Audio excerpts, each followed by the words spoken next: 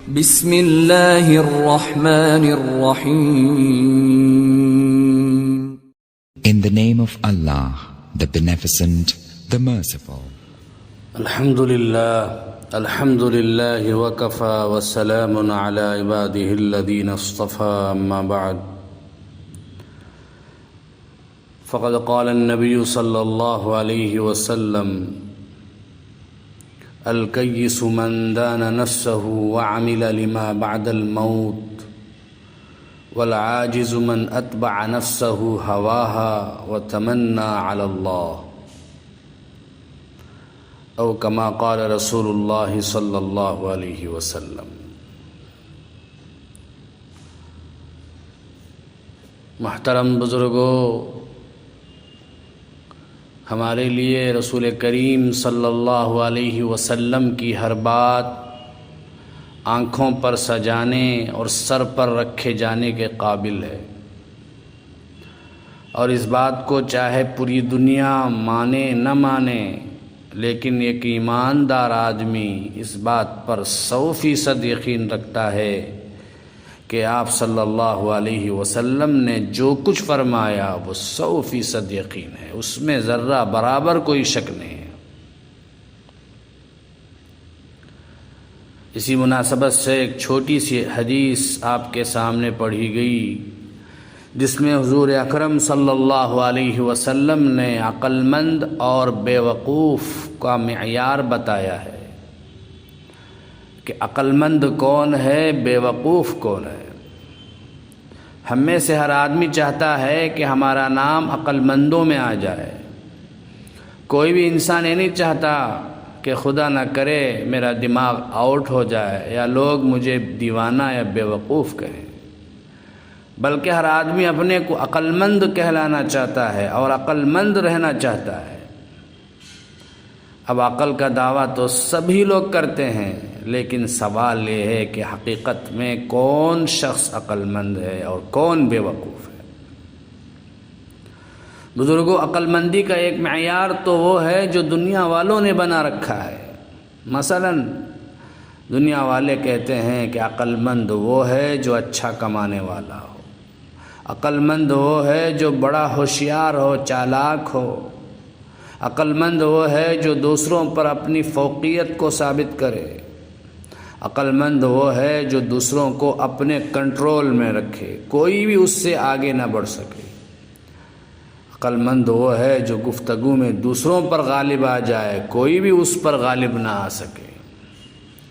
اس کے مقابلے میں دنیا والے بے وقوف اسے کہتے ہیں جو بیچارہ بات چیت نہ کر سکے، کوئی اس سے زور سے بات کرے تو جواب نہ دے پائے، خاموش ہو جائے، زیادہ کمانے کی صلاحیت نہ رکھے، سادی سی زندگی گزار رہا ہو. تو ایسے آدمی کو لوگ کہتے ہیں کہ یہ تو بڑا بے وقوف ہے، یہ تو دقیانوس ہے، اس کے اندر کوئی عقل نہیں ہے. تو بزرگوں، یہ دنیا والوں کا عقل مندی اور بے وقوفی کا معیار ہے، لیکن ہمارے آقا و مولا سرور کائنات فخر موجودات حضرت محمد مصطفیٰ صلی اللہ علیہ وسلم نے جو معیار بتلایا ہے وہ یاد رکھنے کے قابل ہے.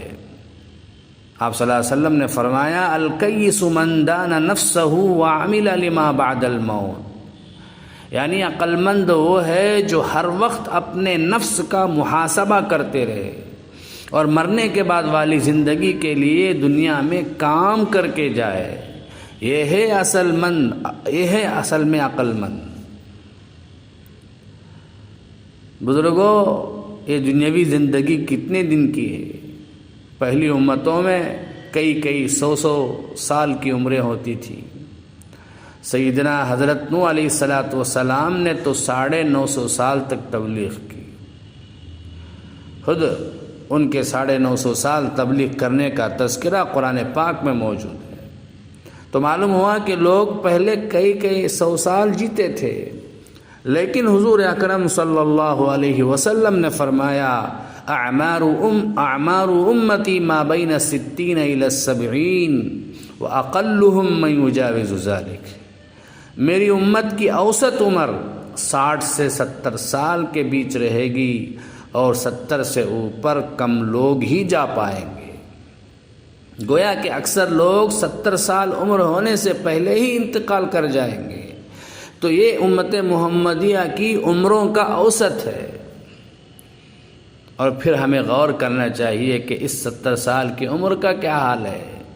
15 سال تو آدمی کو بالغ ہونے میں لگ جاتے ہیں، 25 سال آدمی کو باشعور ہونے میں لگ جاتے ہیں، پھر وہ پڑھتا ہے اور سیکھتا ہے۔ اکثر 30 سال تک کی عمر انہی مصروفیات میں چلی جاتی ہے۔ اب بچے کتنے؟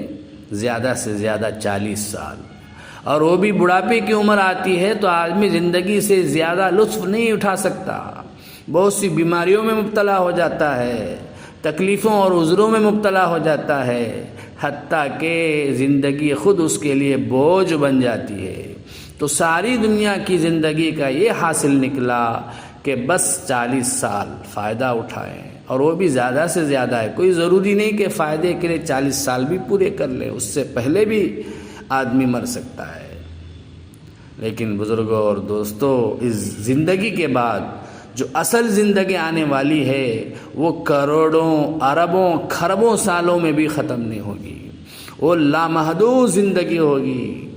100-2 سال کی زندگی نہیں، بلکہ کروڑوں اربوں سالوں میں بھی وہ ختم نہیں ہوگی، کیونکہ وہاں موت کو بھی موت آ جائے گی۔ چنانچہ حضرت ابو سعید خدری رضی اللہ تعالیٰ عنہ سے منقول ہے، نبی کریم صلی اللہ علیہ وسلم نے ارشاد فرمایا، جب جنتی جنت میں داخل ہو جائیں گے اور جہنمی جہنم میں چلے جائیں گے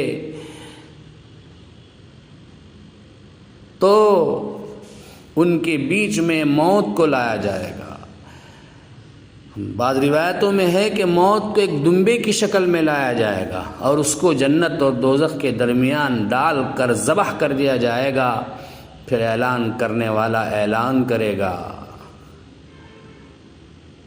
یا اہل الجنہ لا موت، اے جنت والو اب موت کا کوئی وجود نہیں رہا۔ جو بھی شخص جہاں اور جس حالت میں ہے اس پر کبھی موت کا سایہ نہیں پڑے گا، ہر ایک کو ہمیشہ ہمیش کی زندگی حاصل ہو گئی۔ یا اہل النار لا موت، اے دوزخیو تم بھی سن لو، اب موت کا کوئی وجود نہیں رہا۔ یہ اعلان سن کر جنتیوں کی فرحت و مسرت کا کوئی ٹھکانہ نہیں رہے گا، اور دوزخی رنج و غم کے دریا میں پہلے سے بھی زیادہ ڈوب جائیں گے۔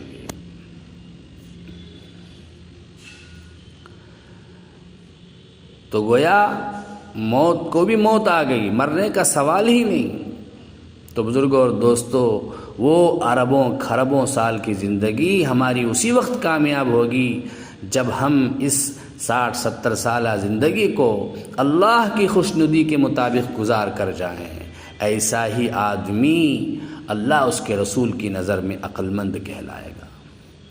آگے اسی حدیث میں نبی کریم صلی اللہ علیہ وسلم نے بے وقوف آدمی کے بارے میں بیان فرمایا، والعاجز من اتبع نفسہ ہواہا وتمنى علی اللہ۔ بڑا عاجز، بڑا نکما، بڑا ہی بے وقوف، بڑا ہی احمق وہ آدمی ہے جو اپنے آپ کو اپنی خواہش کا غلام بنا لے اور اللہ سے امیدیں باندھے، جو مرضی آئے کرے، جو مرضی آئے نہ کرے۔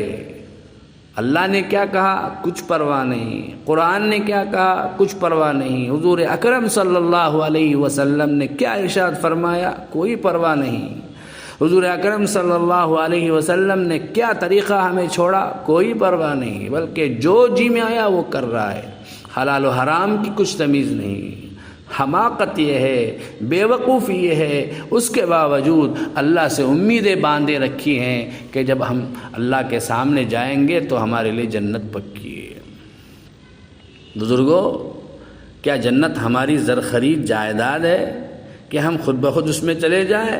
نہیں، بلکہ یہاں محنت کرنی پڑے گی۔ اس کے بغیر اللہ کی رحمت کے ہم مستحق نہیں ہوں گے۔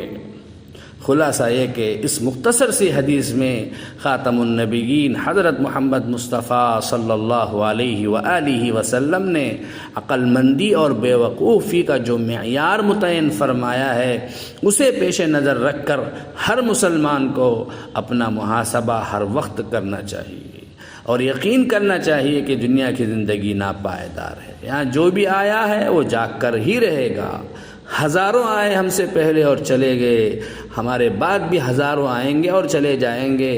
خود ہماری آنکھوں کے سامنے ہر روز ہمیں یہ منظر نظر آتا ہے، کتنوں کو قبرستان تک پہنچا دیا ہے، ہمیں بھی کوئی نہ کوئی پہنچائے گا۔ یہ سلسلہ ایسے ہی چلتا رہے گا اور ہم جیسے خالی ہاتھ آئے تھے خالی ہاتھ ہی چلے جائیں گے، بس ہمارا عمل ہی ہمارے ساتھ جائے گا۔